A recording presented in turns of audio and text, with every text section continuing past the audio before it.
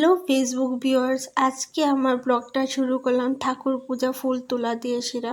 তোমরা সবারই দেখা নিছো যে প্রথমে আমি নীলকণ্ঠ ফুল তুলে নিলাম, তারপর দুতরা ফুল তুলছি, তারপর আকন্দ ফুল তুললাম, এখন তুলে নিতেছি দুব্বা।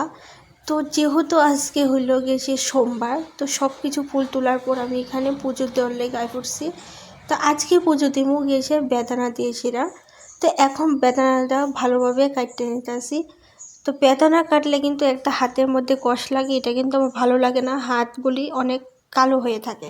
প্রত্যেক সোমবারে তো মিষ্টি আর লাড্ডু দিয়ে সেটা পূজা দেওয়া সম্ভব না, তার জন্য কিন্তু আমি অনেক সময় ফল প্রসাদে দিয়ে সেটা পুজো দেওয়ার চেষ্টা করি। তা আজকে তো তোমাদের সাথে শেয়ার করলাম বেদানা দিয়ে সেটা পুজো দিব।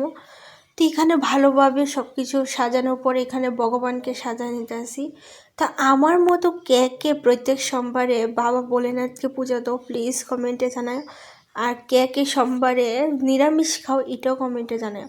তো এখানে আমি যেহেতু দুধ আছিল না, তার জন্য কিন্তু আমি নর্মাল জলের মধ্যে ঘি, মধু, অগু, তিল, দুব্বা সব কিছু দাইলা নিতে আসি, আর চন্দনও দিয়েছিলাম।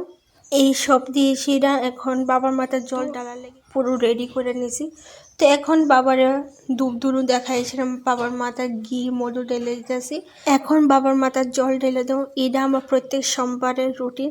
তো আমার বাবা ভোলেনাথের কাছে আমি যা চাই তাই পাই, তার জন্য কিন্তু আমার বাবা ভোলেনাথের প্রচণ্ড ভালো লাগে এবং রাধা কৃষ্ণের প্রচণ্ড ভালো লাগে। তা আমার মতো কে কে শিব ভক্ত আছো প্লিজ কমেন্টে জানাও, এবং তোমরা বাবা ভোলেনাথে বিশ্বাস করো কি না এটাও কিন্তু কমেন্টে জানাও। তো তোমাদের সাথে গল্প করতে করতে আমার কিন্তু বাবা ভোলেনাথের পূজা দেওয়া কমপ্লিট হয়ে গেছে, আর আমার নিয়মকানুন ঠিক আছে কি না প্লিজ তোমরা কমেন্টে জানাও। তো আমার ভিডিওগুলি কীরকম লাগে এটাও প্লিজ কমেন্টে জানিও। তো এখন পুজো পুরা কমপ্লিট করে নিলাম, মানে যা নিয়মকানুন আছে সব কমপ্লিট হয়ে গেল। তো আজকে ভিডিওটা এখানেই শেষ করছি, টাটা বাই বাই।